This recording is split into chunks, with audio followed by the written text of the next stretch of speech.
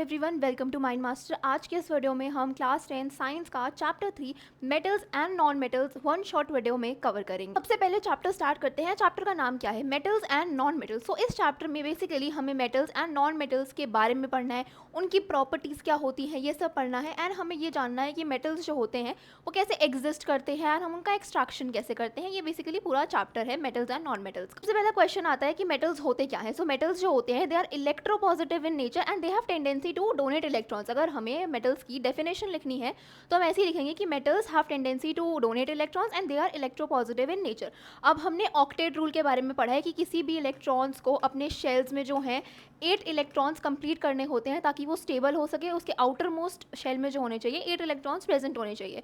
सो इसी तरह मेटल्स जो होते हैं इसके आउटर मोस्ट शेल में या तो 1 इलेक्ट्रॉन प्रेजेंट होंगे या 2 प्रेजेंट होंगे या फिर 3 प्रेजेंट होंगे। अब इन्हें अपना ऑक्टेट पूरा करने के लिए 4, 5, 6 इलेक्ट्रॉन्स लेना आसान होगा या फिर 1, 2, 3 इलेक्ट्रॉन्स को डोनेट कर देना आसान होगा। ऑब्वियस सी बात है कि अगर इन्हें 4 इलेक्ट्रॉन्स किसी से लेने हैं तो उसके लिए बहुत ज़्यादा एनर्जी लगेगी। सो इसीलिए ये अपने जो भी 1, 2, 3 इलेक्ट्रॉन्स प्रेजेंट होते हैं आउटर मोस्ट शेल में ये इसे डोनेट कर देते हैं। एंड ये इलेक्ट्रॉन्स को डोनेट करते हैं इसीलिए क्या हो जाते हैं, ये इलेक्ट्रोपॉजिटिव इन नेचर हो जाते हैं। सो मेटल्स पे जो होता है वो पॉजिटिव चार्ज आ जाता है एंड ये अपने आउटर मोस्ट शेल से इलेक्ट्रॉन्स को डोनेट कर देते हैं। क्यों डोनेट करते हैं? ताकि इनका आउटर मोस्ट शेल का जो ऑक्टेट है वो कंप्लीट हो सके। अब हमने देख लिया कि मेटल्स क्या होते हैं। अब मेटल्स की कुछ प्रॉपर्टीज होती है। अब हम कैसे पता करेंगे कि कोई भी चीज़ जो है वो मेटल है? सो इन प्रॉपर्टीज के बेसिस पे हम बता सकते हैं कि कोई भी गिवन सब्सटेंस वो मेटल होगा। सबसे पहला जो प्रॉपर्टी होता है मेटल्स का शाइनी सरफेस होता है। अगर हमने यूजुअली मेटल को देखा होगा, जैसे फॉर एग्जांपल गोल्ड हो गया, सिल्वर हो गया, सब जो मेटल्स होते हैं इनका शाइनी सरफेस होता है। सो ये क्या है? ये एक प्रॉपर्टी है मेटल्स की। So metals have shiny surface. इस प्रॉपर्टी को लस्टर बोलते हैं।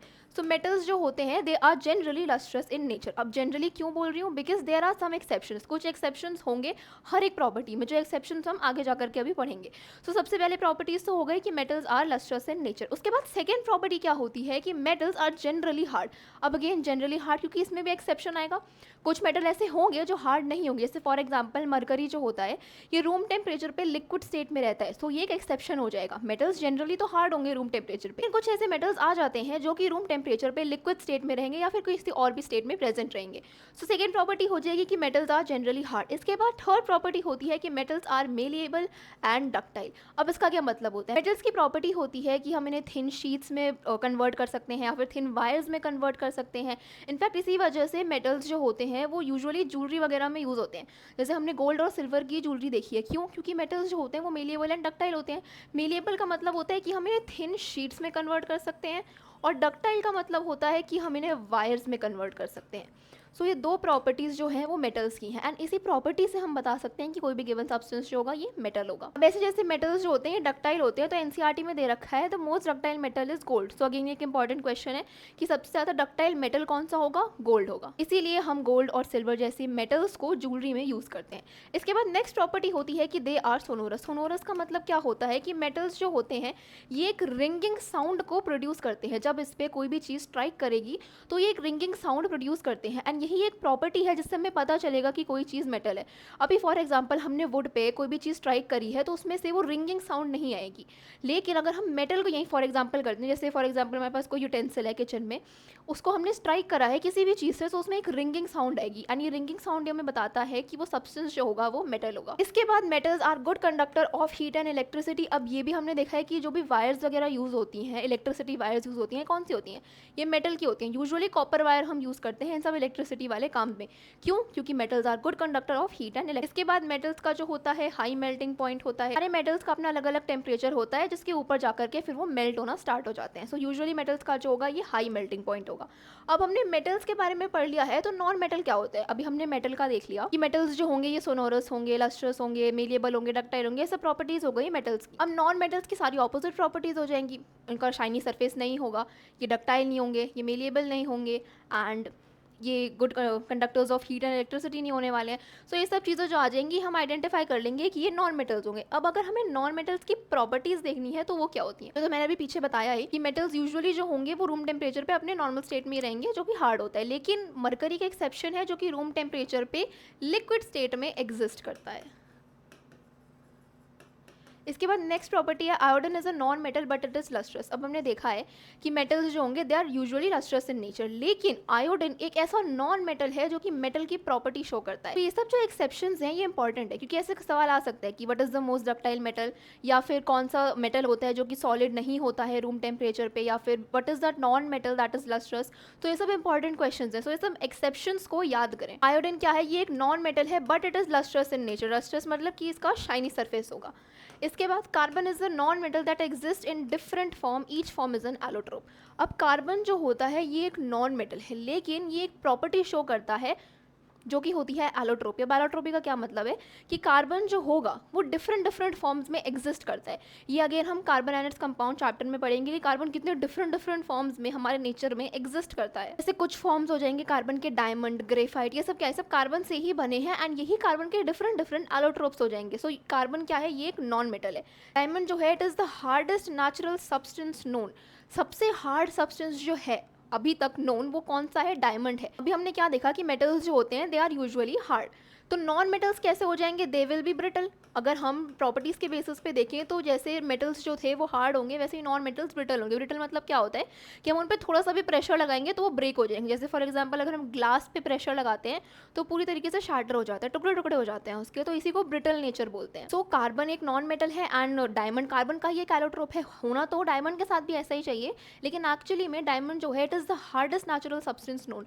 अगेन ये एक इंपॉर्टेंट क्वेश्चन है कि which is the hardest natural substance known, and इसका मेल्टिंग एंड बॉइलिंग पॉइंट भी बहुत ज़्यादा हाई होता है। अब जैसा कि हमें पता है कि डायमंड वगैरह जो होते हैं ये माइंस से एक्सट्रैक्ट किए जाते हैं, सो ये जो खदानें होती हैं इनका टेम्परेचर ऑब्वियसली बहुत ज़्यादा हाई हो जाता है। हम अर्थ के जितना अंदर जाते जाएंगे उतना टेम्परेचर हाई होता जाएगा।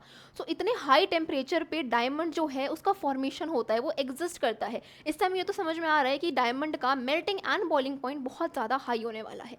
इसके बाद ग्रेफाइट क्या है, ये अनदर एक हमारा कार्बन का ही एलोट्रोप है एंड ग्रेफाइट क्या है, it is a good conductor of electricity. जैसे कि हमने देखा कि metals are good conductor of heat and electricity, तो नॉन मेटल्स को ये प्रॉपर्टी नहीं शो करनी थी, इसकी ऑपोजिट प्रॉपर्टी शो करनी थी।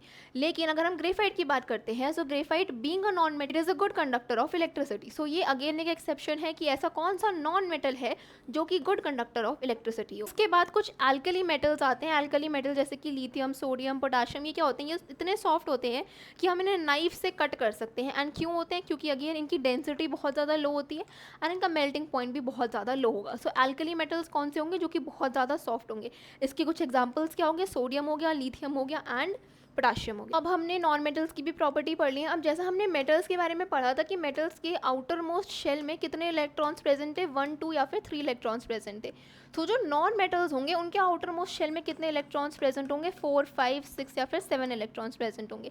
सो इनके लिए बाहर से इलेक्ट्रॉन को गेन करना ज़्यादा आसान होगा, इसलिए नॉन मेटल्स जो होते हैं ये इलेक्ट्रॉन नेगेटिव इन नेचर हो जाते हैं एंड इनके ऊपर नेगेटिव चार्ज आ जाता है। क्यों, क्योंकि ये दूसरे इलेक्ट्रॉन्स को गेन करते हैं अपने ऑक्टेट को कंप्लीट करने के लिए। मेटल को आइडेंटिफाई करने के लिए हमें ये समझ में आ गया क्या उनके आउटर मोस्ट शेल में इतने इलेक्ट्रॉन्स प्रेजेंट होंगे, सो ये नॉन मेटल हो जाएगा। आगे जाकर के हमें रिएक्शंस पढ़नी है मेटल्स एंड नॉन मेटल्स की, तो हमें ये भी जानना जरूरी है कि नॉन मेटल्स जो होते हैं ये एसिडिक ऑक्साइड्स का फॉर्मेशन करते हैं।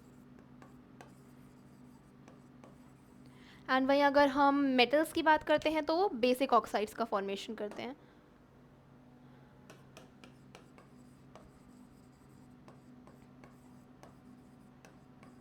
सो आगे जाकर के जब हम रिएक्शन पढ़ेंगे तो हम समझेंगे कि किस तरीके से एसिडिक एंड बेसिक ऑक्साइड्स का फॉर्मेशन करते हैं। अब जैसे हमने देखा कि मेटल्स जो होते हैं इन पे पॉजिटिव चार्ज आ जाता है एंड पॉजिटिव चार्ज किस पे आता है, कटायंस पे आता है। सो मेटल्स जो होंगे ये कटायंस फॉर्म करते हैं एंड नॉन मेटल्स जो होंगे ये अनायंस फॉर्म करते हैं।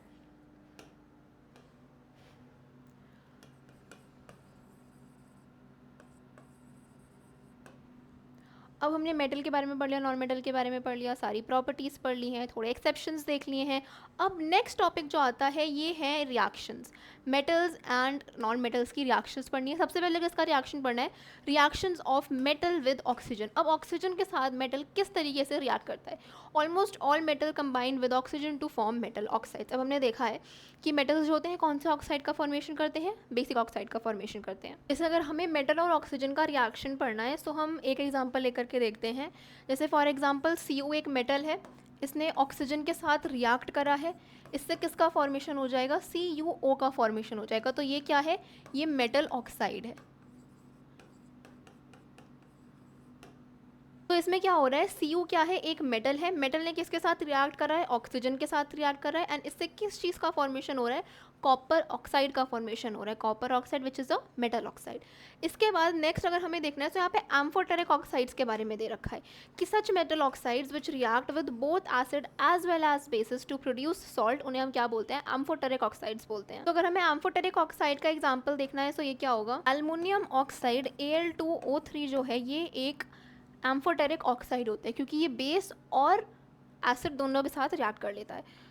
इसमें हमें सबसे पहले अगर हम इसका रिएक्शन किसी एसिड के साथ करके देखते हैं, जैसे फॉर एग्जांपल हमने HCl लिया, HCl क्या है, एक एसिड है। अगर ये एसिड के साथ रिएक्ट करेगा तो किस चीज़ का फॉर्मेशन करता है, इसमें AlCl3 प्लस H2O का फॉर्मेशन हो जाएगा। अगेन ये बैलेंस्ड इक्वेशन नहीं है, इसे अगर हम बैलेंस करेंगे तो हमारे पास फाइनल आंसर आ जाएगा। हाँ, एम्फोटेरिक ऑक्साइड्स का एग्जांपल क्या होता है, एल्युमिनियम ऑक्साइड, हमें ये NCERT में दे रखा है। सबसे पहले इसने किसके साथ रिएक्ट करा है, HCl के साथ रिएक्ट कर रहा है विच इज़ एन एसिड। अब अगर हमें Al2O3 का रिएक्शन किसी बेस के साथ देखना है, जैसे बेस फॉर एग्जांपल NaOH होता है,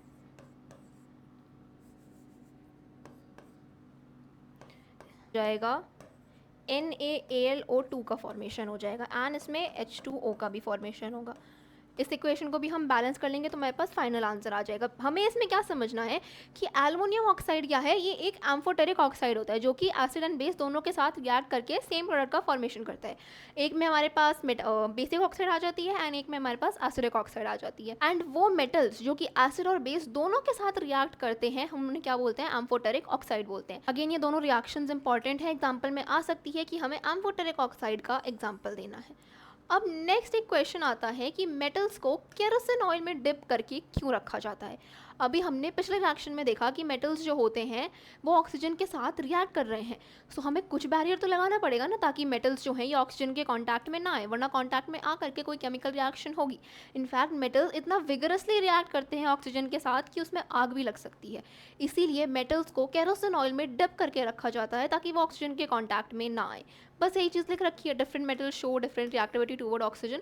अब कुछ मेटल्स जो होते हैं ना वो बहुत ज़्यादा रिएक्टिव होते हैं टूवर्ड समथिंग, जैसे फॉर एग्जांपल यहाँ पे पोटाशियम एंड सोडियम दे रखा है, ये बहुत ज़्यादा जल्दी रिएक्ट कर जाते हैं ऑक्सीजन से। एक सोडियम हो गया और एक पोटाशियम हो गया, ये दोनों बहुत विगरसली रिएक्ट करते हैं, जैसे ये एयर के कांटेक्ट में आते हैं, एयर मॉलिक्यूल के कांटेक्ट में आकर के ही इनमें आग लग जाती है। इसी से प्रिवेंट करने के लिए हम इन्हें क्या रखते हैं, हम इन्हें केरोसिन ऑयल में डिप करके रखते हैं ताकि ये हमारे एयर के कांटेक्ट में ना आए और कोई भी मिस हैपनिंग ना हो। तो अब यहाँ से इंपॉर्टेंट क्वेश्चन है क्या निकल के आता है कि why are metals kept in kerosene oil, क्यों रखा जाता है, these metals are highly reactive, वो रिएक्ट कर जाएंगे, इनफैक्ट उसमें आग भी लग सकती है, इसलिए मिस हैपनिंग्स को रोकने के लिए हम क्या करते हैं, मेटल्स को केरोसिन ऑयल में डिप करके रखते हैं। तो इसके बाद हमें देखना है कि मेटल्स एंड ऑक्सीजन का हमने रिएक्शन देखा था। मोस्ट मेटल ऑक्साइड्स जो होते हैं वो इनसोल्यूबल इन वाटर होते हैं, लेकिन कुछ जो होते हैं ये डिसॉल्व कर देते हैं एंड एल्कली का फॉर्मेशन करते हैं। अब एल्कली क्या होता है ये हमारे लिए जानना ज़रूरी है। तो हमने अभी नॉन मेटल्स की प्रॉपर्टीज़ में पढ़ा था कि एल्कली मेटल्स कौन कौन से होते हैं, लिथियम होता है, सोडियम होता है एंड पोटाशियम होता है, एंड इनफैक्ट ये बहुत ज़्यादा सॉफ्ट होते हैं। अब यहाँ पर अगर हमें देखना है कि मेटल एंड अब यहाँ पे हमें समझ में आ रहा है जब एल्कली की बात हुई है कि यहाँ पे कौन कौन से मेटल्स की हम बात कर रहे हैं, एक सोडियम हो गया, एक पोटाशियम हो गया है एंड लिथियम हो गया है। इन तीन हम मेटल्स की बात कर रहे हैं when we are talking about alkalis. Most metal oxides जो होते हैं क्या होते हैं, ये इनसोल्यूबल इन वाटर होते हैं। मेटल ऑक्साइड्स जो होते हैं ये वाटर में डिजॉल्व नहीं होते हैं, लेकिन वो मेटल ऑक्साइड जो कि डिजॉल्व हो जाते हैं उन्हें एल्कली बोलते हैं। इनके एग्जांपल क्या क्या है, sodium, potassium and lithium. In fact इसकी रिएक्शंस भी दे रखी है एनसीईआरटी में, लिथियम एंड पोटाशियम ऑक्साइड की क्या क्या रिएक्शन है एक बार देख लेते हैं। इससे सबसे पहले हमें दे रखी है सोडियम ऑक्साइड की। सोडियम ऑक्साइड किसके साथ रिएक्ट करेगा, वाटर के साथ रिएक्ट करेगा, एंड इससे किस चीज़ की फॉर्मेशन हो जाएगी, इससे हमारे पास एक बेस की फॉर्मेशन हो जाएगी।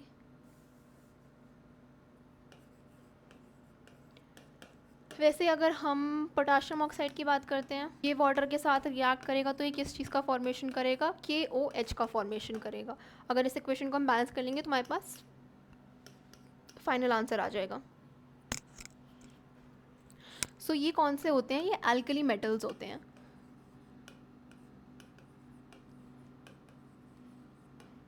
कौन कौन से अल्कली मेटल्स हैं, एक सोडियम हो गया एंड पोटाशियम हो गया, एंड ये दोनों वाटर के साथ रिएक्ट करके किन किन प्रोडक्ट्स का फॉर्मेशन करते हैं ये हमें देखना है। नेक्स्ट हमें पढ़ना है कि एनोडाइजिंग क्या होता है। एनोडाइजिंग क्या है, ये एक इलेक्ट्रोलिटिक प्रोसेस है जिसमें हम क्या करते हैं, हम एल्युमिनियम के ऊपर कोटिंग कर देते हैं किसी भी ऑक्साइड की। इस पर अगर हम ऑक्साइड लेयर की एक कोटिंग कर देते हैं, थिक कोटिंग कर देते हैं, तो इससे क्या होता है, इससे एक कोरोजन का प्रोसेस नहीं होता है। एल्युमिनियम क्या है, एक मेटल है, मेटल्स में क्या होता है, कोरोजन का प्रोसेस होता है क्योंकि वो ऑक्सीजन के साथ रिएक्ट करते हैं। सो इसीलिए इसी प्रोसेस को प्रिवेंट करने के लिए हम क्या कर देते हैं, हम उसके ऊपर एक ऑक्साइड की थिक कोटिंग कर देते हैं ताकि उससे कोरोजन का प्रोसेस रुक जाए। अब हमने एनोडाइजिंग देख लिया क्या होता है। अब नेक्स्ट हमें देखना है कि मेटल्स वाटर के साथ किस तरीके से रिएक्ट करते हैं। So metals react with water to produce a metal oxide and hydrogen gas. So यहाँ पे क्या क्या चीज़ों का प्रोडक्शन होगा, एक हमारी मेटल ऑक्साइड प्रोड्यूस होगी एंड एक हाइड्रोजन गैस का प्रोडक्शन होगा। इसके बाद metal oxide that are soluble in water dissolve in further to form metal hydroxide. ये सब अभी हम बाद में पढ़ेंगे। अभी देख लेते हैं कि मेटल और वाटर रिएक्ट करके क्या फॉर्म करते हैं, मेटल ऑक्साइड का फॉर्मेशन करते हैं और हाइड्रोजन का फॉर्मेशन करते हैं। अब इसे एक एग्जांपल से समझते हैं। तो ये भी मेटल्स रिएक्ट, सो ये भी तो इसी का एग्जांपल है कि मेटल्स जो होते हैं ये वाटर के साथ किस तरीके से रिएक्ट करते हैं। सो Na क्या होता है, ये एक एल्कली मेटल होता है। एल्कली मेटल अभी Na हो गया या फिर पोटाशियम होगा, दोनों सेम तरीके से रिएक्ट करते हैं। पोटाशियम रिएक्ट करेगा तो क्या फॉर्म हो जाएगा, KOH का फॉर्मेशन हो जाता है। अब इन रिएक्शंस में हमें क्या जानना ज़रूरी है कि ये जो भी एल्कली मेटल्स होते हैं, एल्कली मेटल यानी कौन से, एक हो गया हमारा सोडियम और एक पोटाशियम, ये दोनों मेटल्स सबसे पहली बात कैसे रिएक्ट करते हैं, ये कोल्ड वाटर में रिएक्ट करते हैं सिर्फ। और ये इतना एक्सोथर्मिक रिएक्शन होता है कि इसमें बहुत ज़्यादा हीट एनर्जी भी रिलीज़ होती है। सो ये जो भी हमारे एल्कली मेटल्स होंगे ये कोल्ड वाटर के साथ ही रिएक्ट करते हैं एंड रिएक्ट करने के बाद ये हाईली एक्सोथर्मिक रिएक्शन होती है। एक्सोथर्मिक मतलब इसमें हीट बहुत ज़्यादा रिलीज आउट होती है एंड इनफैक्ट इसमें हीट इतनी ज़्यादा होती है कि इसमें फायर तक जनरेट हो सकते हैं। जैसे हमने पढ़ा कि एल्कली मेटल्स जो भी होते हैं जैसे हमारा सोडियम हो गया, पोटाशियम हो गया, इन सबको हम केरोसिन ऑयल में डिप करके रखते हैं। क्यों, क्योंकि हमारे एटमॉस्फेयर में प्रेजेंट गैसेस से रिएक्ट कर लेते हैं। सो इसी तरीके से ये सोडियम वाला जो रिएक्शन है, पोटाशियम वाला रिएक्शन है, इसमें इतना ज़्यादा हीट रिलीज होती है कि उसमें आग भी लग सकती है। सो ये हमारे दो इंपॉर्टेंट रिएक्शंस हैं। एल्कली, सबसे पहले हमने क्या पढ़ा, एल्कली मेटल्स जो होंगे ये कोल्ड वाटर के साथ ही रिएक्ट करते हैं, बहुत विगरसली रिएक्ट करते हैं, एक्सोथर्मिक रिएक्शन होता है, इसमें इतनी ज़्यादा हीट एनर्जी रिलीज आउट होती है कि उसमें आग भी लग सकती है। अभी नेक्स्ट हमें देखना है कैल्शियम का वाटर के साथ रिएक्शन। अब ये वाला रिएक्शन जो होगा ये उतना एक्सोथर्मिक नहीं होगा, इसमें किस चीज़ का फॉर्मेशन हो जाएगा, CaOH ट्वाइस का फॉर्मेशन हो जाएगा। एंड ये वाला रिएक्शन जो होगा ये उतना एक्सोथर्मिक नहीं होगा एंड सिंस इसका रिएक्शन जो होगा ये इतना ज़्यादा एक्सोथर्मिक नहीं होगा इसीलिए इसमें फायर लगने के चांसेस भी नहीं होते हैं। यहाँ पे हमारा ये जानना ज़रूरी है कि मैग्नीशियम जो होता है ये कोल्ड वाटर के साथ रिएक्ट नहीं करता है, ये सिर्फ हॉट वाटर के साथ ही रिएक्ट करेगा।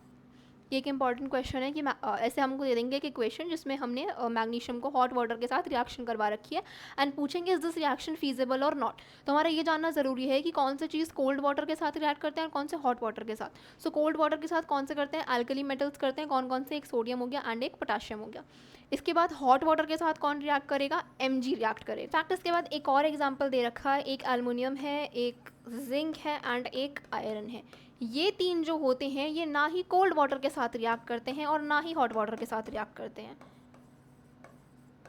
क्या इन मेटल्स का रिएक्शन नहीं होता है, ये किसी भी प्रोडक्ट का फॉर्मेशन नहीं करते हैं। सो ये रिएक्शन फीजिबल तो होती है लेकिन ये किस चीज़ के साथ रिएक्ट करती है, ये स्टीम के साथ रिएक्ट करती है।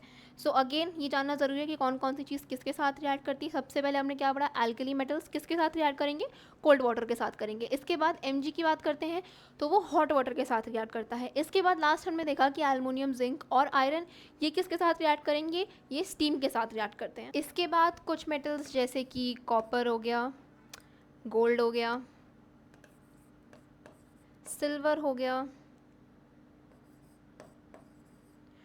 ये तीनों चीज़ें जो होती हैं ये ना ही हॉट वाटर के साथ रिएक्ट करेंगे ना ही कोल्ड के साथ रिएक्ट करेंगे। इनफैक्ट इनकी कोई भी रिएक्शन नहीं होती है। इन 3-4 चीज़ों की एनसीईआरटी में एग्जांपल दे रखे हैं, इनकी बिल्कुल भी रिएक्शन नहीं होती है किसी भी चीज़ के साथ। तो इसमें कैसे क्वेश्चन बन सकता है कि इन 3 चीज़ों को वाटर के साथ रिएक्ट करके दिखा देंगे एंड देन पूछेंगे इज दिस रिएक्शन फीजिबल और नॉट। सो नहीं, क्योंकि इन तीनों में से कोई भी चीज़ वाटर के साथ रिएक्ट नहीं करती है एंड इसमें रिएक्शन पॉसिबल नहीं है। अगेन ये वाला पार्ट इंपॉर्टेंट है, इसमें बहुत सारी चीज़ें दे रखी हैं कि कौन सी चीज़ किसके साथ रिएक्ट करती है, किस चीज़ का फॉर्मेशन करती है। सो ये सब हमारे लिए जानना इंपॉर्टेंट होता है। इसके वजह से हम पीछे देख रहे थे मेटल और वाटर का रिएक्शन करके क्या फॉर्म होता है, मेटल ऑक्साइड का फॉर्मेशन होता है। वहीं अगर हम मेटल ऑक्साइड का वाटर के साथ रिएक्शन करेंगे तो क्या फॉर्म हो जाएगा, मेटल हाइड्रोक्साइड फॉर्म हो जाएगा। तो यहाँ पे यही दे रखा है कि मेटल ऑक्साइड और वाटर को अगर हम रिएक्ट करवाते हैं तो मेटल हाइड्रोक्साइड का फॉर्मेशन हो जाता है। इसमें इस तरीके से फॉर्मेशन हो जाएगा।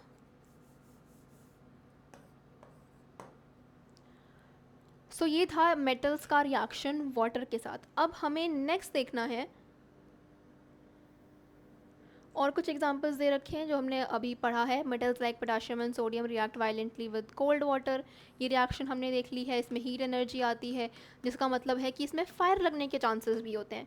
इसके बाद हमने देखा है कि कैल्शियम का वाटर के साथ जो रिएक्शन होता है ये लेस वायलेंट होता है, हीट एनर्जी इतनी नहीं होती है कि उसमें आग लग सके। इसके बाद हमने कैल्शियम का रिएक्शन भी देख लिया है, CaOH ट्वाइस का फॉर्मेशन हो जाता है। एंड इस रिएक्शन में आगे क्या दे रखा है कि calcium starts floating because the bubbles of hydrogen gas formed stick to the surface. अभी इसमें हाइड्रोजन गैस का फॉर्मेशन हम देख रहे हैं। सो ये कैल्शियम जिसका फॉर्मेशन होता है ये सरफेस पे आकर के फ्लोट करने लगता है। क्यों फ्लोट करने लगता है, क्योंकि इस पे जाकर के हाइड्रोजन की जो मॉलिक्यूल्स होते हैं वो स्टिक कर जाते हैं, जिसकी वजह से ये हमारे सरफेस पे ही फ्लोट करे। इसके बाद ये भी हमने देख लिया है कि मैग्नीशियम जो होता है ये कोल्ड वाटर के साथ रिएक्ट नहीं करता है, एंड हॉट वाटर के साथ रिएक्ट करके क्या फॉर्म करता है, मैग्नीशियम हाइड्रोक्साइड फॉर्म करता है। इसके बाद एल्युमिनियम, आयरन, जिंक, ये सब जो होते हैं ये कोल्ड और हॉट किसी के साथ भी रिएक्ट नहीं करते हैं, इनफैक्ट स्टीम के साथ रिएक्ट करते हैं। एंड देन ये एग्जाम्पल दे रखा है आयरन और एल्युमिनियम का कि ये वाटर के साथ रिएक्ट करेंगे, एंड इसमें किस चीज़ का फॉर्मेशन हो जाता है, एक Al2O3 का फॉर्मेशन हो रहा है ऊपर, और क्या फॉर्म हो रहा है, हाइड्रोजन गैस हो रही है। एंड नीचे किसका फॉर्मेशन हो रहा है, Fe3O4 का फॉर्मेशन हो रहा है। ये सारी रिएक्शन हमने देख ली है कि कौन से मेटल्स किसके साथ रिएक्ट करते हैं। इसके बाद metals such as lead, copper, silver and gold, ये किसी के साथ भी वाटर के साथ रिएक्ट नहीं करते हैं, एंड इसमें कोई भी रिएक्शन शो नहीं होगी वाटर के साथ। सो ये हमने सारे रिएक्शंस अब देख लिए हैं किस तरीके से होते हैं। अब नेक्स्ट हमें देखना है मेटल्स का रिएक्शन एसिड के साथ। अब हमने एसिड बेसिस एंड सॉल्ट्स वाले चैप्टर में मेटल्स और एसिड का रिएक्शन तो पढ़ लिया है। मेटल्स जो होते हैं वो एसिड के साथ रिएक्ट करके क्या फॉर्म करते हैं, एक सॉल्ट का फॉर्मेशन होता है और एक हाइड्रोजन गैस का फॉर्मेशन होता है। तो अब हमने मेटल्स और एसिड की तो इतनी रिएक्शन देख ली कि हमें ये पता होगी। जैसे फॉर एग्जाम्पल मेटल हमने Mg ले लिया है, हमें कोई डाइल्यूट एसिड लेनी है तो हमने डाइल्यूट HCl ले लिया है। यहाँ पे इससे किस चीज़ का फॉर्मेशन हो जाएगा, MgCl2 का फॉर्मेशन हो जाएगा।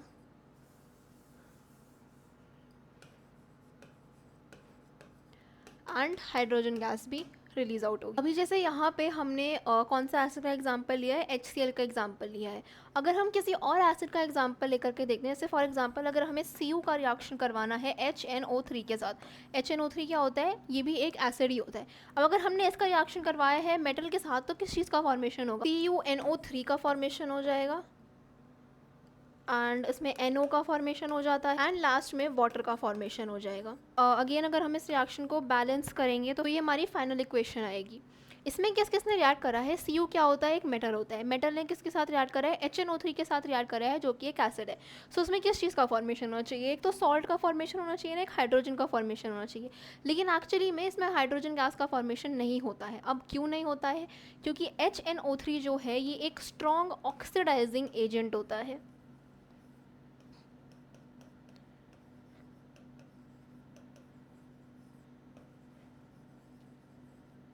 अब सिंस ये एक स्ट्रॉन्ग ऑक्सीडाइजिंग एजेंट है तो ये क्या करेगा, ऑक्सीडाइज कर देगा जाकर के हाइड्रोजन गैस को, एंड हाइड्रोजन गैस से किस चीज़ का फॉर्मेशन हो जाएगा, वाटर का फॉर्मेशन हो जाएगा। सो H2 गैस जो रिलीज हुई थी ये जाकर के उसे ऑक्सीडाइज कर देता है एंड उससे वाटर का फॉर्मेशन हो जाता है। तो यहाँ पे अगर हम इस रिएक्शन को देखते हैं तो इसमें मेटल और एसिड ने रिएक्ट करा लेकिन हाइड्रोजन गैस का फॉर्मेशन नहीं हो पा रहा है। क्यों नहीं हो पा रहा है, बिकॉज HNO3 जो है ये एक स्ट्रॉन्ग ऑक्सीडाइजिंग एजेंट है, एंड ये जाकर के हमारे हाइड्रोजन मॉलिक्यूल्स को ऑक्सीडाइज कर देता है एंड खुद रिड्यूस हो जाता है। ये NO में रिड्यूस हो जाएगा या फिर N2 में रिड्यूस हो जाएगा, डिपेंड्स कि हमारी इक्वेशन क्या है पूरी। सो ये खुद रिड्यूस हो जाएगा एंड जाकर के हमारे हाइड्रोजन गैस को ऑक्सीडाइज कर देता है, एंड लास्ट में इसमें वाटर मॉलिक्यूल्स का फॉर्मेशन हो जाता है। सो ये एक इंपॉर्टेंट क्वेश्चन आ जाता है कि मेटल्स जो होंगे ये नाइट्रिक एसिड के साथ, HNO3 क्या होता है, इसे बोलते हैं नाइट्रिक एसिड। सो HNO3 जो है ये नाइट्रिक एसिड के साथ रिएक्ट करके किस चीज़ का फॉर्मेशन करता है, या फिर ये नाइट्रिक एसिड के साथ रिएक्ट करके हमारा हाइड्रोजन गैस का फॉर्मेशन क्यों नहीं करता है, ऐसे करके क्वेश्चन आ सकता है। सो हमारा ये जानना ज़रूरी है क्यों नहीं कर पाता है, because HNO3 is a strong oxidising agent. अभी जैसे हमने ऊपर देखा है, इसमें हमने रिएक्शन देख लिया है मैग्नीशियम के साथ। अगर हमने HNO3 का रिएक्शन फॉर एग्जांपल मैग्नीशियम के साथ करवाया होता तो किस चीज़ का फॉर्मेशन होता। अब अगर हमें इसमें H2 का फॉर्मेशन करवाना है, H2 गैस का फॉर्मेशन करवाना है, तो हमें क्या करना पड़ेगा, हमें बहुत ज़्यादा डाइल्यूट HNO3 को लेना पड़ेगा। सो अगर हम मैग्नीशियम को बहुत ज़्यादा डाइल्यूट HNO3 के साथ रिएक्ट करवाते हैं तो हाइड्रोजन गैस इवॉल्व हो सकती है। लेकिन अगेन बहुत ज़्यादा डाइल्यूट HNO3 को हमें लेना पड़ेगा ताकि हाइड्रोजन गैस का फॉर्मेशन हो पाए। अदरवाइज क्या होगा, जाकर के ऑक्सीडाइज कर देगा एंड खुद रिड्यूस हो जाएगा एंड लास्ट में हमारे पास वाटर मॉलिक्यूल्स का फॉर्मेशन हो जाएगा। अब हमने मेटल्स एंड एसिड का रिएक्शन देख लिया, ये समझ में आ गया है कि HNO3 के साथ किस तरीके से रिएक्ट करता है, और अगर हमने कोई और एसिड ली है तो उसके साथ किस तरीके से रिएक्ट करता है। अब हमारे पास नेक्स्ट क्वेश्चन आता है कि क्या गोल्ड डिजॉल्व हो सकता है किसी सब्सटेंस में। जैसे हमने देखा है कि गोल्ड जो है ये बहुत ज़्यादा, इसका high boiling point and melting point होता है, ये बहुत ज़्यादा हार्ड होता है, इसके हमने इतनी अच्छी अच्छी प्रॉपर्टीज़ पढ़ी हैं। तो क्या गोल्ड किसी भी चीज़ में डिज़ोल्व हो पाएगा। सो एक्चुअली में गोल्ड को डिज़ोल्व करने के लिए एक सब्सटेंस होता है, क्या होता है, ये एक्वा रीजिया होता है। इसमें क्या होता है, इसे एक्चुअली में बोलते हैं रॉयल वाटर, मतलब इसका लैटिन में मीनिंग होता है रॉयल वाटर। सो ये क्या है, ये फ्रेशली प्रिपेयर्ड मिक्सचर है किसका, हाइड्रोक्लोरिक एसिड का एंड कॉन्सेंट्रेटेड नाइट्रिक एसिड का। अगेन अगर हम इसमें देखेंगे तो इसमें नाइट्रिक एसिड का यूज़ हो रहा है, किस रेशियो में यूज़ होता है, 3:1 के रेशियो में यूज़ होता है एंड ये गोल्ड को भी डिज़ोल्व कर सकता है। अगर हम ऐसे इंडिविजुअली देखें कि अगर हम इंडिविजुअली नाइट्रिक एसिड में गोल्ड डाल देते हैं तो क्या वो गोल्ड को डिज़ोल्व कर लेगा, तो नहीं कर पाएगा। या फिर अगर हमने इंडिविजुअली सिर्फ इसे हाइड्रोक्लोरिक एसिड में डाल दिया है तो भी डिज़ोल्व नहीं कर पाएगा। लेकिन अगर हम इसे एक डेफिनेट रेशियो में, कौन सा रेशियो, 3:1 के रेशियो में अगर हम इन दोनों को मिक्स करते हैं एंड देन उसमें गोल्ड को डिज़ोल्व करने की कोशिश करते हैं तो देन ये गोल्ड को डिज़ोल्व कर लेगा। एंड इस सब्सटेंस को क्या बोलते हैं जिसमें हम 3:1 के रेशियो में इन दोनों को मिक्स करते हैं, इसे एक्वा रीजिया बोलते हैं। ये अगेन एक इंपॉर्टेंट क्वेश्चन है। एंड ये क्या होता है, ये हाईली कोरोसिव होता है एंड बहुत ज़्यादा हॉट भी होता है। एंड इनफैक्ट ये गोल्ड ही नहीं बल्कि प्लैटिनम जैसी चीज़ों को भी डिजोल्व कर सकता है। अब इससे हमें ये समझ में आ रहा है कि कितना ज़्यादा हाईली कोरोसिव है। अगर ये गोल्ड को डिजोल्व कर सकता है तो एक्चुअली में कितना खतरनाक है ये हमें समझ में आ रहा होगा। अब नेक्स्ट हमें देखना है reaction of metal with other metal salts. So सारे मेटल्स जो होते हैं ये इक्वली रिएक्टिव तो होते नहीं है। हमने फर्स्ट चैप्टर में एक रिएक्टिविटी सीरीज़ पढ़ी थी। वो रिएक्टिविटी सीरीज़ कैसे होती है, ये रिएक्टिविटी सीरीज़ है। इस रिएक्टिविटी सीरीज़ में हमने देखा है कि ऊपर जो होते हैं ये मोस्ट रिएक्टिव होते हैं, नीचे लीस्ट रिएक्टिव होते हैं और बीच में जो होते हैं ये थोड़े बहुत रिएक्टिव वाले मेटल्स होते हैं। एंड इसी रिएक्टिविटी सीरीज़ के बेसिस पे हमने रिएक्शंस देखे थे। जैसे फॉर एग्जांपल हमने डिस्प्लेसमेंट रिएक्शन देखा था, कौन मेटल किस मेटल को डिस्प्लेस कर पा रही है हम कैसे बता पाते हैं, हाईली रिएक्टिव मेटल जो होगा वो लो रिएक्टिव वाले को डिस्प्लेस कर देता है। सो इसी तरीके से अगर हम यहाँ देखते हैं कि मेटल अदर मेटल के साथ किस तरीके से रिएक्ट करेगा तो इसमें एक तरीके से डिस्प्लेसमेंट रिएक्शन ही यूज़ होता है। जैसे फॉर एग्जांपल अगर हम देखें, हमारे पास ऊपर एक मेटल दे रखा है के एंड नीचे एक मेटल दे रखा है AU। अगर हम इन दोनों को रिएक्ट करवाते हैं तो इसमें डिस्प्लेसमेंट किसका होगा, पोटाशियम गोल्ड को डिस्प्लेस कर। ये रियल रिएक्शन नहीं है, बस मैं एग्जांपल के लिए समझा रही हूँ कि हाईली रिएक्टिव जो होगा वो लो रिएक्टिव वाले को डिस्प्लेस कर लेगा। जैसे हमने के को लिया है गोल्ड के साथ रिएक्ट करवाने के लिए, तो क्या गोल्ड पोटाशियम को डिस्प्लेस कर पाएगा, नहीं कर पाएगा, क्योंकि गोल्ड क्या है, लेस रिएक्टिव मेटल है। इसीलिए इस रिएक्टिविटी सीरीज को ध्यान रखना ज़रूरी है क्योंकि इससे हमें ये समझ में आता है कि रिएक्शन किस तरीके से होती है। मोर रिएक्टिव वाला मेटल जो होगा ये लेस रिएक्टिव वाले को डिस्प्लेस कर लेगा। जैसे यहाँ पे दे रखा है कि metal A salt solution B है, क्या मिलेगा, सॉल्ट सोल्यूशन A मिलेगा एंड मेटल B का फॉर्मेशन हो जाएगा। कैसे होगा कि जो मोर रिएक्टिव वाला मेटल होगा वो लेस वाले को जाकर के डिस्प्लेस कर देगा। जैसे reaction of metal and non metal अगर हम देखते हैं तो ये क्या करते हैं, ये आयोनिक बॉन्ड का फॉर्मेशन करते हैं। अगर मेटल्स और नॉन मेटल्स साथ में रिएक्ट करेंगे तो ये आयोनिक बॉन्ड का फॉर्मेशन करेंगे। अब आयोनिक बॉन्ड में हमारे पास एक एग्जांपल दे रखा है एनसीईआरटी में, which is sodium chloride. Sodium chloride का फॉर्मेशन किस तरीके से होता है, सोडियम और क्लोराइड की इलेक्ट्रॉनिक कॉन्फिगरेशन क्या होता है, तो सोडियम का एटॉमिक नंबर क्या होता है, 11 होता है एंड क्लोरीन का 17 होता है। सो इसकी इलेक्ट्रॉनिक कॉन्फिगरेशन क्या होगी, एंड क्लोरीन की हो जाएगी 287। अब अगर इन दोनों में हमें एक बॉन्ड का फॉर्मेशन करना है तो ये किस तरीके से होगा। जैसे Na में फॉर एग्जांपल कितने प्रेजेंट हैं, आउटर मोस्ट शेल में एक इलेक्ट्रॉन प्रेजेंट है एंड Cl में कितने प्रेजेंट हैं, 7 प्रेजेंट हैं।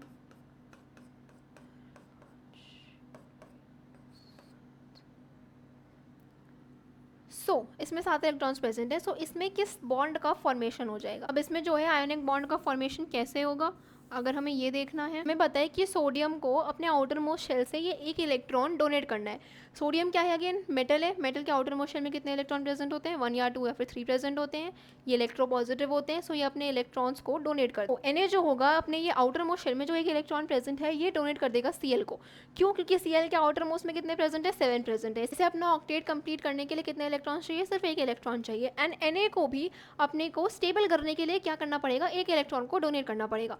तो इसमें क्या होगा कि Na अपना एक इलेक्ट्रॉन Cl को डोनेट कर देगा। एंड इससे फाइनली इसमें क्या होगा, इससे Na पे जो है एक पॉजिटिव चार्ज आ जाएगा, यानी कि Na भी स्टेबल हो जाएगा, क्योंकि इसमें जो आउटर मोस्ट में एक प्रेजेंट था ये इसने दे दिया है। अब एक देने के बाद इसमें कितने इलेक्ट्रॉन्स होंगे? आउटर मोस्ट शेल में 8 इलेक्ट्रॉन्स प्रेजेंट होंगे। सो Na भी स्टेबल हो जाएगा हमारा।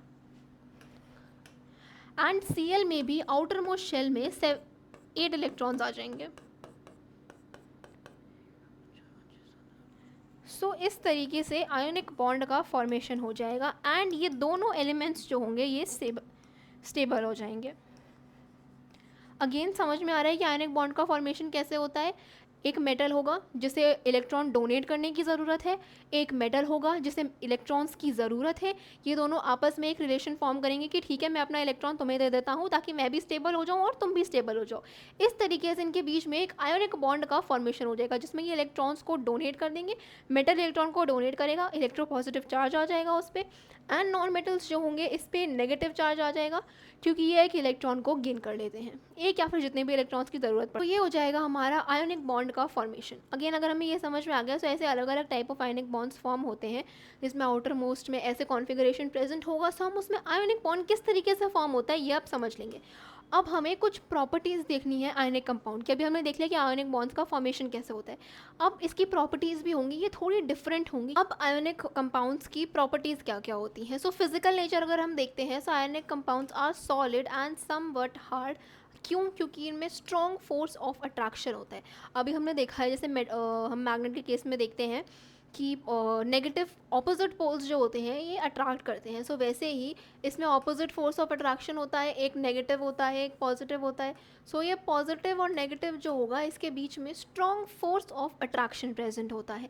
एंड इसी वजह से अगर हमें इन्हें ब्रेक करना है तो वो ब्रेक करना इतना आसान नहीं होता है। क्यों? क्योंकि इनका जो फोर्स ऑफ अट्रैक्शन है वो बहुत ज़्यादा स्ट्रॉन्ग होता है and they are somewhat brittle and ये पीसेज में ब्रेक हो जाते हैं व्हेन प्रेशर्स आर अप्लाइड। अभी ब्रिटल का मतलब क्या होता है, जैसे फॉर एग्जांपल हमने ग्लास देखा है, ग्लास को अगर हम उस पर प्रेशर लगाते हैं तो वो पीसेस में ब्रेक हो जाता है, इसी को हम बोलते हैं ब्रिटल।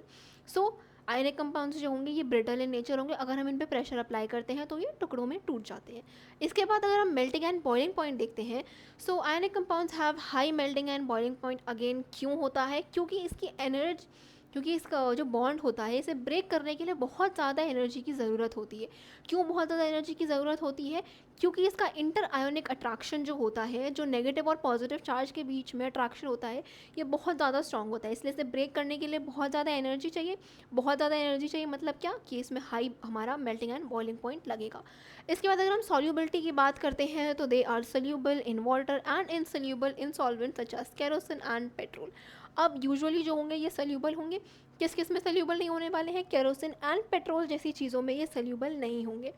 और प्रॉपर्टीज़ क्या होती हैं अगर हम कंडक्शन ऑफ इलेक्ट्रिसिटी की बात करते हैं?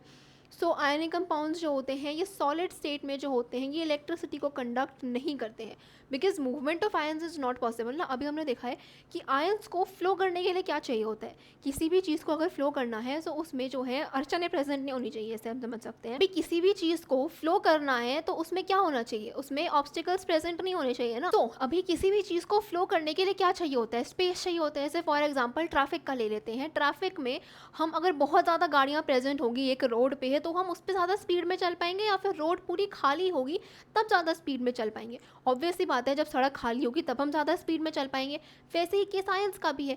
अगर सब्सटेंस जो है वो सॉलिड है, सॉलिड का मतलब क्या है कि उसके आयंस जो होंगे they are very closely packed. So इस क्लोजली पैक्ड स्ट्रक्चर्स में आयंस का फ्लो होना क्या पॉसिबल होगा? नहीं हो पाएगा। इसलिए आयनिक कंपाउंड्स जो होते हैं ये सॉलिड स्टेट में इलेक्ट्रिसिटी को कंडक्ट नहीं करते हैं। इसीलिए जो होगा आयनिक कंपाउंड्स इलेक्ट्रिसिटी को कंडक्ट नहीं करते हैं जब भी वो सॉलिड स्टेट्स में प्रेजेंट होंगे। लेकिन आयनिक कंपाउंड इलेक्ट्रिसिटी को कंडक्ट करते हैं, कब करते हैं? When they are in molten state.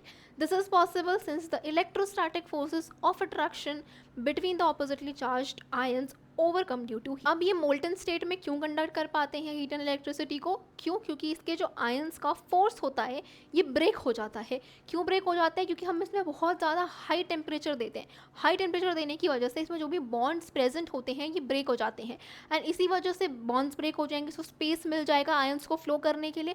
इसीलिए आयनिक कंपाउंड्स जो होते हैं ये मोल्टन स्टेट में इलेक्ट्रिसिटी को कंडक्ट करते हैं। इसके बाद नेक्स्ट अब हमें देखना है अकरेंस ऑफ मेटल।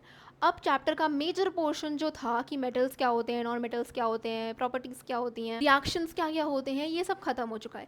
अभी नेक्स्ट हमें पढ़ना है कि मेटल्स को हम एक्सट्रैक्ट कैसे करते हैं, मेटल्स आते कहाँ से हैं। सो ये नेक्स्ट टॉपिक स्टार्ट होता है occurrence of metal.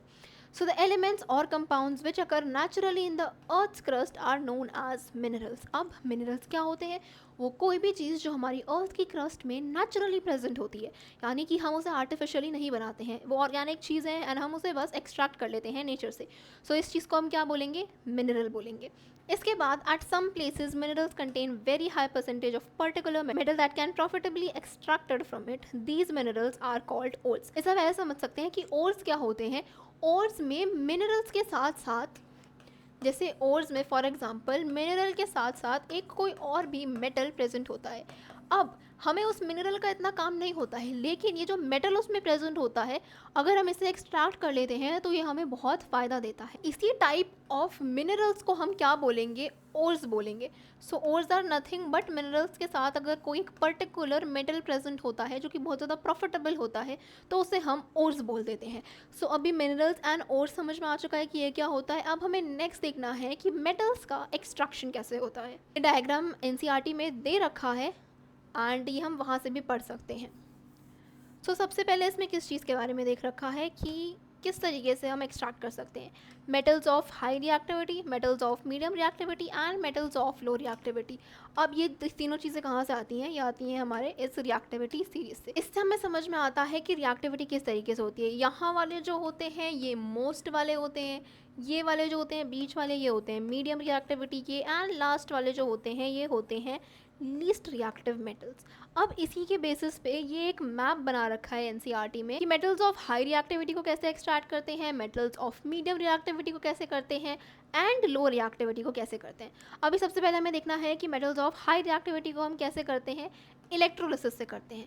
Metals of high reactivity के लिए सिर्फ एक ही प्रोसेस है, उसे एक्सट्रैक्ट करने के लिए हम इलेक्ट्रोलिसिस का प्रोसेस कर लेंगे एंड इलेक्ट्रोलिसिस का प्रोसेस करके हमारे पास प्योर मेटल वापस आ जाएगा। इसके बाद अगर हम मीडियम रिएक्टिविटी की बात करते हैं, सो मीडियम रिएक्टिविटी जो होते हैं ये दो टाइप में एग्जिस्ट करते हैं। एक होता है कार्बोनेट ओर एंड एक होता है सल्फाइड ओर। अभी कार्बोनेट ओर के साथ क्या होता है? कैल्सिनेशन का प्रोसेस होता है। अब कैल्सिनेशन क्या होता है ये हम आगे जा करके पढ़ेंगे। एंड सल्फाइड ओर के साथ क्या होता है? रोस्टिंग का प्रोसेस होता है। इसके बाद मेटल ऑफ लो रिएक्टिविटी में क्या होता है? सल्फाइड ओर प्रेजेंट होते हैं जिन्हें रोस्टिंग के प्रोसेस से कर लेते हैं एंड रिफाइनिंग होता है। अभी ये समझने के लिए हम आगे जाकर के देखते हैं कि एक्सट्रैक्शन एक्चुअली में होता क्या है। So metals at the top of the reactivity series कौन कौन से हो गए? के हो गया, Na हो गया, C हो गया, Mg हो गया। ये क्या होते हैं? ये इतने रिएक्टिव होते हैं कि they are never found as free elements in nature. अभी अगर हम कैल्शियम, मैग्नीशियम, एल्युमिनियम, सोडियम इन सबको ऐसे नेचुरली अकरिंग में देखने जाए ना तो ये हमें नहीं मिलने वाला है। क्यों? क्योंकि ये इतने ज़्यादा रिएक्टिव होते हैं कि ऐसे खाली प्रेजेंट ही नहीं रहेंगे। जैसे फॉर एग्जांपल हमने सोडियम का देखा था कि अगर हम उसे ऐसे खुला छोड़ देते हैं तो उसमें आग लग जाती है। इसी तरीके से ये सारे जो मेटल्स हैं ये टॉप ऑफ रिएक्टिविटी सीरीज में, यानी कि जो सबसे ज़्यादा रिएक्टिव होंगे, तो ये कभी भी ऐसे प्योर स्टेट में हमें नहीं मिलने वाले हैं। तो ये फ्री एलिमेंट्स के स्टेट में एग्जिस्ट नहीं करते हैं। Metal middle of reactivity series में कौन कौन से आ गए? Zn आ गया, Fe आ गया, Pp आ गया। ये सब जो होते हैं ये मॉडरेटली रिएक्टिव होते हैं एंड ये जो होते हैं ये अर्थ की क्रस्ट में प्रेजेंट होते हैं। क्रस्ट में किस फॉर्म में प्रेजेंट होते हैं? ऑक्साइड के फॉर्म में, सल्फाइड के फॉर्म में और कार्बोनेट के फॉर्म में प्रेजेंट होते हैं। इसके बाद लास्ट वाला कौन सा आ जाता है? लीस्ट रिएक्टिव वाला, जो कि होता है सिल्वर और गोल्ड। अभी हमें सबसे पहले हमें नीचे से स्टार्ट करना है ये वाले। लास्ट में कौन सा दे रखा है, Ag एंड Au दे रखा है। अभी हमें देखना है कि इनका एक्सट्रैक्शन किस तरीके से होता है। So extraction of metal low in reactivity series. So अब अगर हमें extraction of metal low in reactivity series को देखना है, सो यहाँ पे रिएक्टिविटी सीरीज दे रखी है एंड ये वाला एक मैप था। हाँ, सो लो इन रिएक्टिविटी सीरीज वालों के साथ क्या होता है, सल्फाइड ओर के फॉर्म में प्रेजेंट होते हैं। इसमें क्या होता है, रोस्टिंग का प्रोसेस होता है। अभी रोस्टिंग का मतलब क्या होता है कि हम हीट कर देते हैं in the presence of oxygen. HGS का एग्जांपल दे रखा है, O2 के साथ हमने रिएक्ट करवाया है, हीट किया है, तो उससे किसका फॉर्मेशन हो जाएगा, 2HGO का फॉर्मेशन हो जाएगा। सो यहाँ पे कौन सा प्रोसेस फॉलो हो रहा है, रोस्टिंग फॉलो हो रहा है। रोस्टिंग का सिंपल सा मतलब क्या होता है कि हमने हीट कर दिया है in presence of oxygen. And वैसे ही हमने पीछे देखा था कि एक कैल्सिनेशन था। कैल्सिनेशन का मतलब क्या होता है कि एब्सेंस ऑफ ऑक्सीजन में हीट कर दिया। बस ये दो प्रोसेस होते हैं, एक होता है रोस्टिंग, एक होता है कैल्सिनेशन। रोस्टिंग में क्या होगा कि प्रेजेंस ऑफ ऑक्सीजन में हीट कर दिया है, एंड कैल्सिनेशन में एब्सेंस ऑफ ऑक्सीजन में कर लिया है। So copper which is found as Cu2S in nature can be obtained from ore just by heating in air. Heating in air कैसे, ऑक्सीजन के प्रेजेंस में कर रहे हैं, तो ये कौन सा प्रोसेस होगा, रोस्टिंग होगी। एंड इसमें Cu2O मिल जाएगा एंड SO2 का फॉर्मेशन हो जाएगा। यही रिएक्शन दे रखी है। ये हो जाएंगे मेटल्स लो इन रिएक्टिविटी। अब अगर हमें मिडल रिएक्टिविटी वालों की बात करनी है, सो अगेन अगर हम ये वाला देखते हैं, मिडल वाले किस किस तरीके से एग्जिस्ट करते हैं। एक कार्बोनेट ओर के फॉर्म में एग्जिस्ट करते हैं एंड एक सल्फाइड ओर के फॉर्म में एग्जिस्ट करते हैं। सो कार्बोनेट ओर के साथ क्या होता है, कैल्सिनेशन का प्रोसेस होता है। कैल्सिनेशन मतलब एब्सेंस ऑफ ऑक्सीजन में हीट कर देंगे। एंड सल्फाइड ओर के साथ क्या होता है, रोस्टिंग होता है। रोस्टिंग मतलब प्रेजेंस ऑफ ऑक्सीजन में उसे हीट कर देंगे। अगर हम इसे देखते हैं मिडल ऑफ रिएक्टिविटी सीरीज, सो ये कौन कौन से हो जाएंगे, जिंक, लेड, कॉपर, ये सब जो होते हैं ये सब मॉडरेटरी रिएक्टिव होते हैं। जो होते हैं ये सल्फाइड और कार्बोनेट के फॉर्म में प्रेजेंट होते हैं नेचर में। रोस्टिंग कैसे होता है, जिंक ओर्स का ZnS से O2 के साथ अगर हमने रोस्ट किया है तो ZnO का फॉर्मेशन हो जाएगा एंड SO2 का फॉर्मेशन हो जाएगा। नेक्स्ट अगर हम कैल्सिनेशन देखते हैं, सो अगेन हम इसमें देख रहे हैं कि इसमें O2 प्रेजेंट नहीं है एंड ऊपर वाले में O2 प्रेजेंट है। सो इस तरीके से हम आइडेंटिफाई कर सकते हैं कहाँ पे रोस्टिंग वाला प्रोसेस हो रहा है एंड कहाँ पे कैल्सिनेशन वाला प्रोसेस हो रहा है। सो कैल्सिनेशन में ZnCO3 है, उसे हमने in absence of oxygen heat करा है, जिससे हमें क्या मिल जाएगा, ZnO मिल जाएगा। एंड अगर हम इसे फर्दर रिएक्ट करवाते हैं तो हमें प्योर ZnB मिल जाता है। ये हो गए metals low in reactivity series. अभी हमें देखना है displacement reaction. Displacement reaction again हमने चैप्टर 1 में पढ़ी है। डिस्प्लेसमेंट किस तरीके से होती है, हाईली रिएक्टिव वाले लेस रिएक्टिव को डिस्प्लेस कर देते हैं। सो हाईली रिएक्टिव कौन कौन से हो जाएंगे, सोडियम, कैल्शियम, एल्युमिनियम, ये सब जो होंगे ये नॉन मेटल्स को रिप्लेस कर देते हैं। जैसे फॉर एग्जांपल ये हमारे पास दे रखा है MnO2 का रिएक्शन करवा रहे हैं Al के साथ। सो यहाँ पे Al2O3 का फॉर्मेशन हो रहा है, ना कि MnO3 या फिर ऐसा किसी चीज़ का फॉर्मेशन हो रहा है। क्यों, बिकॉज Al जो होता है ये मोर रिएक्टिव होता है। एंड इसी कॉन्सेप्ट से निकल करके एक आता है थर्मिट रिएक्शन। थर्मिट रिएक्शन क्या होता है, तो थर्मिट रिएक्शन क्या होती है, इसमें Fe2O3 का रिएक्शन हो जाता है किसके साथ, एल्युमिनियम के साथ रिएक्ट करवाते हैं एंड इससे किस चीज़ का फॉर्मेशन होगा, 2Fe का फॉर्मेशन होता है, Al2O3 का फॉर्मेशन होता है एंड हीट भी रिलीज आउट होती है। अब ये वाला जो रिएक्शन है थर्मिट रिएक्शन, ये हम कहाँ यूज़ करते हैं, रेलवे ट्रैक्स को ज्वाइन करने के लिए यूज़ कर सकते हैं, क्योंकि इसमें जो आयरन प्रोड्यूस होता है ये मोल्टन स्टेट में प्रेजेंट होता है। सो सिंस ये मोल्टन स्टेट में आयरन का हमारा प्रोडक्शन होता है, इसीलिए हम इसे रेलवे ट्रैक्स वगैरह में यूज़ करते हैं। एंड इस रिएक्शन को क्या बोलते हैं, thermite reaction. Again thermite reaction important है, पूछ लेंगे व्हाट इज थर्मिट रिएक्शन, उसकी इक्वेशन लिखने के लिए दे देंगे। इक्वेशन ये होती है Fe2O3 ने Al के साथ रिएक्ट करा है, इसमें Fe का फॉर्मेशन होता है। Fe किस स्टेट में होता है, मोल्टन स्टेट में होता है। एंड सिंस ये मोल्टन स्टेट में होता है इसलिए इसके एग्जाम्पल में क्या लिख देंगे, इसे रेलवे ट्रैक्स को ज्वाइन करने के लिए हम यूज़ करते हैं। सो थर्मिट रिएक्शन के बारे में बस इतना ही दे रखा है। इसके बाद नेक्स्ट हमें देखना है टॉप ऑफ रिएक्टिविटी सीरीज़ में जो मेटल्स आते हैं वो कैसे करते हैं। बहुत ज़्यादा रिएक्टिव होते हैं सबसे पहले तो वो, और वो इलेक्ट्रोलाइटिक रिडक्शन से हम ऑब्टेन करते हैं। जैसे कैथोड पे जो है Na का फॉर्मेशन हो जाएगा एंड एनोड पे जो है वो Cl का फॉर्मेशन हो जाएगा। इसी तरीके से होता है हमारा इलेक्ट्रोलिसिस का भी प्रोसेस। इलेक्ट्रोलिसिस में क्या होगा, एनोड पे जा कर के नेगेटिव वाले आयन्स इकट्ठा हो जाते हैं एंड कैथोड पे जाकर के पॉजिटिव वाले इकट्ठा हो जाते हैं। तो इलेक्ट्रोलिसिस का प्रोसेस किस तरीके से होता है, इस तरीके से हमारे पास एक बीकर प्रेजेंट होता है, इसमें दो हमारे प्रेजेंट होते हैं, एक होता है एनोड, एक होता है कैथोड। कैथोड पे जाकर के किसका फॉर्मेशन हो जाता है, Na का हो जाता है, एंड एनोड पे हो जाएगा हमारा क्लोरीन का फॉर्मेशन। एंड इसी तरीके से इलेक्ट्रोलिसिस का प्रोसेस होता है। अभी नेक्स्ट हमें देखना है कि इलेक्ट्रोलाइटिक रिफाइनिंग क्या होता है। सो मेटल्स जो होते हैं ये अलग अलग प्रोसेस से हमने एक्सट्रैक्ट करे हैं। वो मेटल्स जो होते हैं 100% प्योर नहीं होते हैं, उसमें थोड़ी बहुत इम्प्योरिटीज़ प्रेजेंट होती हैं। सो उन्हीं इम्प्योरिटीज़ को दूर करने के लिए हम इलेक्ट्रोलाइटिक रिफाइनिंग का प्रोसेस यूज़ करते हैं, ताकि वो जो भी इम्प्योरिटीज़ प्रेजेंट हो वो हम उसमें से निकाल पाएँ। जैसे यहाँ पे दे रखा है इलेक्ट्रोलाइटिक रिफाइनिंग का, एक इसमें कैथोड प्रेजेंट होगा, एक एनोड प्रेजेंट होगा, एंड इस टैंक में जो है हमने एसिडिफाइड कॉपर सल्फेट का सोल्यूशन जो है वो डाल दिया है। सो इसमें किस तरीके से होगा, इसमें नीचे जो है जा करके इम्प्योरिटीज़ इकट्ठा हो जाएंगी। ये कौन सी इम्प्योरिटीज़ इकट्ठा हो जाएंगी, जो इनसोल्यूबल होंगी। सो जो जो इम्प्योरिटीज़ इनसोल्यूबल होंगी वो हमारे बीकर के नीचे जा करके इकट्ठा हो जाएंगी। बाकी जो भी इम्प्योरिटीज़ होंगी सोल्यूबल वाली होंगी वो कैथोड और एनोड पे जा करके इकट्ठा हो जाती हैं। इसी को बोल देते हैं हम इलेक्ट्रोलाइटिक रिफाइनिंग का प्रोसेस, जिसमें हम मेटल्स को उसके प्योर स्टेट में लाने के लिए उसकी इम्प्योरिटीज़ को प्योरीफाई करते हैं। ये इलेक्ट्रोलाइटिक रिफाइनिंग का प्रोसेस हो जाएगा। इसके बाद हमें देखना है कोरोजन। कोरोजन क्या होता है कि जब भी हमारा मेटल का जो सरफेस होता है वो एयर या फिर वाटर की वजह से ख़राब हो जाता है, उसको बोल देते हैं हम कोरोजन। जैसे ये फॉर एग्जांपल कील प्रेजेंट है, इसके ऊपर ये जो ब्राउन कलर का एक सब्सटेंस फॉर्म हो गया है, ये सब्सटेंस किस वजह से फॉर्म हुआ है, कोरोजन की वजह से फॉर्म हुआ है। इसीलिए हमने देखा होगा कि कोरोजन को प्रिवेंट करने के लिए हम क्या करते हैं, हम रेलिंग्स वगैरह पे जो होता है पेंट कर देते हैं, या फिर अलग अलग प्रोसेस होते हैं कोरोजन को प्रिवेंट करने के लिए। हम आगे जाकर के वो भी पढ़ेंगे। जैसे यहाँ पे प्रिवेंशन दे रखा है कोरोजन का। एक प्रिवेंशन तो यही हो गया कि हमने पेंट कर दिया है सरफेस को, ताकि सरफेस जो है वो हमारा कांटेक्ट में ना आए एटमॉस्फेयर के, इसलिए हम उसे पेंट कर देते हैं। So painting, oiling, greasing, galvanizing, chrome plating, anodizing और मेकिंग अलॉयज़। अब ये अलग अलग चीज़ें क्या होती है। पेंटिंग तो हमें पता है कि हमने सरफेस को पेंट कर दिया ला करके, ताकि वो हमारे एटमॉस्फेयर के कॉन्टैक्ट में ना आए।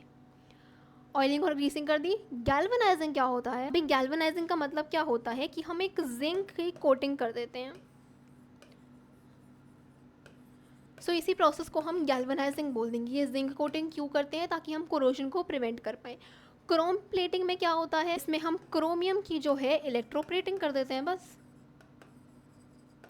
सो इसमें दो प्रोसेस थे, गैल्वेनाइजिंग हो गया, क्रोम प्लेटिंग हो गया। एनोडाइजिंग तो हमने पीछे पढ़ लिया है कि एलुमिनियम की जो लेयर होती है, एलुमिनियम पे जो है ऑक्साइड की लेयर का फॉर्मेशन कर देते हैं, वो एनोडाइजिंग हो जाएगा। ये तीन अभी हम पढ़ चुके हैं। So galvanizing is the method to protect steel and iron from rusting by coating them with layer of zinc. हाँ, सो जिंक की कोटिंग कर देते हैं। एंड क्रोम प्लेटिंग में क्या होता है, क्रोमियम की प्लेटिंग कर देते हैं। इसके बाद नेक्स्ट हमें देखा था कि और मेकिंग इट अलॉयज़। अब अलॉयज़ क्या होता है, अलॉय जो होता है ये एक होमोजीनियस मिक्सचर होता है दो या फिर दो से ज़्यादा मेटल या फिर नॉन मेटल का। अब वो मेटल मेटल हो सकते हैं या फिर मेटल एंड नॉन मेटल हो सकते हैं। So it is prepared by first melting the primary metal and then dissolving the other metal in definite proportions. So alloying जो प्रोसेस होता है इसमें अलॉयज़ का फॉर्मेशन हो जाता है। अलॉयज़ जो होते हैं ये प्योर मेटल या फिर प्योर नॉन मेटल नहीं होते हैं, ये किसी ना किसी के साथ मिक्स होकर के बनाए जाते हैं। जैसे फॉर एग्जांपल स्टेनलेस स्टील होता है। सो वो भी क्या होता है, वो एक अलॉय है, क्योंकि हमने उसे डिफरेंट मेटल या फिर नॉन मेटल्स को मिक्स करके बनाया है। अब ये एग्जांपल अलॉय का क्या दे रखा है, हमें प्योर गोल्ड दे रखा है। प्योर गोल्ड क्या होता है, 24 कैरेट गोल्ड होता है, and it is very soft and it is not suitable for jewellery. अब सिंस वो इतना ज़्यादा सॉफ्ट है, सो ऑब्वियसली वो ज्वेलरी के लिए सूटेबल नहीं है ना। अगर हमने उसे दबा दिया तो वो टूट जाएगा, इतना सॉफ्ट होता है 24 कैरेट गोल्ड। इसीलिए हम इसे अलॉइंग के प्रोसेस से क्या कर देते हैं, इसे 22 कैरेट का गोल्ड बना देते हैं। एंड इससे क्या होता है, फिर इससे हम ऑर्नामेंट्स वगैरह में यूज़ कर सकते हैं। 22 कैरेट गोल्ड में जो है हम यूजुअली कॉपर को मिक्स करते हैं। इसके बाद if one metal is mercury then it is known as amalgam. So अगर इसी गोल्ड को 22 कैरेट बनाने के लिए अगर हम कॉपर की जगह मरकरी का यूज़ कर देते हैं, देन उससे किसका फॉर्मेशन हो जाता है, अमलगम का फॉर्मेशन हो जाता है। तो अलॉइंग जो था ये लास्ट प्रोसेस था जो हमें पढ़ना था इस चैप्टर में। इसके बाद ये चैप्टर कंप्लीट हो जाता है। अब हमने इस चैप्टर में अलग अलग चीज़ें पढ़ी हैं, बहुत सारी नई टर्म्स देखी। तो अब हमें क्या करना है, एक बार इस चैप्टर को अच्छे से रिवाइज कर लेना है, एनसीईआरटी की रीडिंग कर लेनी है, उसमें जो क्वेश्चंस दे रखे हैं एक बार वो सॉल्व कर लेने हैं, एंड देन ये चैप्टर पूरी तरीके से कंप्लीट हो जाएगा। इस चैप्टर में बहुत सारे क्वेश्चंस अगेन फॉर्म हो सकते हैं, क्योंकि हर एक चीज़ में अलग अलग हमें दे रखे हैं, ऐसे एक्सेप्शंस दे रखे हैं, रिएक्शंस दे रखे हैं, कौन हॉट वाटर के साथ रिएक्ट करेगा, कौन कोल्ड वाटर के साथ करेगा। इसमें बहुत सारी चीज़ें हमें याद करनी पड़ेंगी। बाकी चैप्टर में कुछ खास नहीं है, बस एक बार रिवाइज कर लेंगे देन हमें समझ में आ जाए। तो विद दिस ये लेक्चर खत्म होता है एंड ये चैप्टर भी। अगर आपको वीडियो अच्छा लगा है देन वीडियो को लाइक करें, चैनल को सब्सक्राइब करें। I will see you in the next one. Till then bye and thank you.